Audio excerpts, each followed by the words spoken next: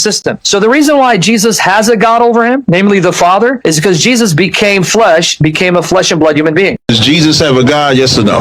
Yeah, he submits to the Father as his God. He just said... Wait, do you want me to break that down? Am I being punked? What I'm showing you is that just because the head of Christ is God the Father doesn't take away from Jesus having the same divine nature as the Father. Like, for example, if the head of every woman is man, are they not both human? So notice how this is talking about rank, not nature. What I'm saying is that yes, Christ humbles himself to the Father. He's subordinate to the Father willfully, but that doesn't take away that he himself shares the same divine eternal nature as the Father, as we see what the scripture says. For by him all things were created. Was he created? If you say yes, then you have to say that the Father created Jesus through Jesus. That makes no sense. Why would Jesus refer to the Father as his God? Well, because if you go back to the prologue, we're told that the Word became flesh. Now, why is that relevant? According to Jeremiah 32:27, it says, I am Jehovah, the God of all flesh. Since Jesus is distinct from the Father and the Spirit, though one God with them, and Jesus became flesh in order to fulfill the Father's will. Because what did he say in John 6:38? I've come down from heaven not to do my will, but the will of him who sent me. So I've come down voluntarily to become flesh, to take a status of a servant, to fulfill my Father's will. If Jesus becomes flesh, and he's not the only person who is God, and the Father remains in heaven in his glorious state, and God is spirit by nature, he didn't become flesh, but the Son became flesh, should it shock us and surprise us that from the moment that Jesus became flesh, the Father would become his God? We'd actually would have to expect that if the Bible's consistent. So the reason why Jesus has a God over him, namely the Father, is because Jesus became flesh, became a flesh and blood human being.